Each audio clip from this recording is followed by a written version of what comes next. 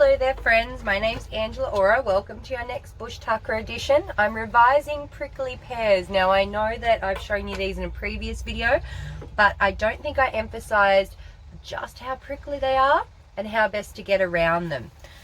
So I had these all in a bag on my travels. As you can see, down to the bottom of the bag have gone all of these little prickles. Can you see these little prickles all over them there? Now they don't look like much, but I guarantee you they feel like much. They are not fun to get in you, and because they're so thin, they're really hard to get out. So I'm going to show you some methods I know to get around them, because they really are something to be careful of. One thing to note is that, I'll see if I can get one that isn't fully covered so I can touch it, is that the prickles come from these little nodules there. Can you see there, that one at the tip? So they're held together at the base by a little calyx. So if you were to knock the calyx and try and get them off that way, you will cause a thorn explosion. I don't think my camera will get close up enough to show you a thorn explosion, but what a thorn explosion means is that essentially you're going to have thorns going everywhere. So what you want to do is not knock the calyx that's holding the thorns. Okay, you want to take that off, roots and all. Now there's one method that I've learnt about off another YouTuber, which is an American Indian tradition, which is to put them in a basket, rattle, rattle, rattle, rattle, rattle, rattle, and that will roll all of the thorns off. Now I've tried this and I feel like maybe our prickly pears in Australia are a lot more prickly, but it just does not cut the cheese here. Does not cut the cheese. So the methods I've found that work, I will show you right now. So the first method here we have is over the stover. As you can see, I've popped these all on little skewers here, and we're getting ready to burn these spikes off, because they're just like tiny little horrible spiky hairs.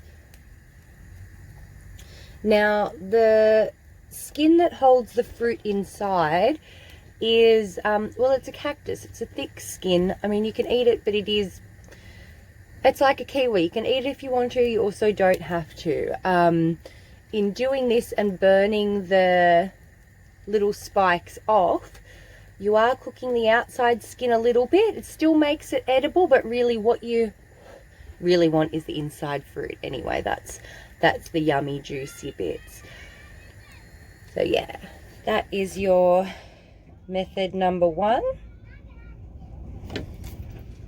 So over the stover, smells beautiful, the product looks beautiful, but if you're clumsy like me, you're still going to end up with spikes just from handling them, turning them, rah rah rah. So I prefer to use a more manual, hands-on approach. That way I know every single spine is off and not going to be in me. Also, it means I can eat them right when I'm there. I don't need a basket. I don't need to carry a stove on me. I just need my handy little pocket knife. So to do this manually requires a little bit of patience, a little bit of a steady hand. It's literally finding the bits without the spikes, the little bare bits that you can hold. Can also, no spikes grow from this top bit, so that's a good part to get a grip on. Nip the top, you don't want that anyway, and just peel straight down like you're peeling the skin off a potato or a kiwi with a knife. And in doing that, using that as your base and finding the bits where you can put your thumb, you should just be able to peel them straight off.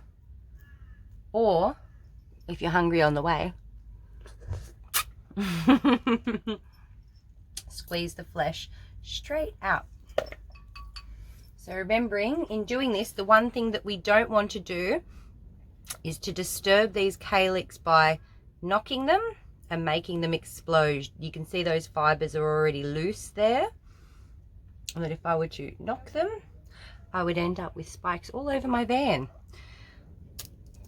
So you take the calyx clean off, which is what you're doing with this method, getting around each calyx and taking the whole thing off, roots and all. It's like pulling a weed rather than mowing the lawn. Now, I'm not going to make you sit here while I do all of these, but I'm going to sit here and do all of these.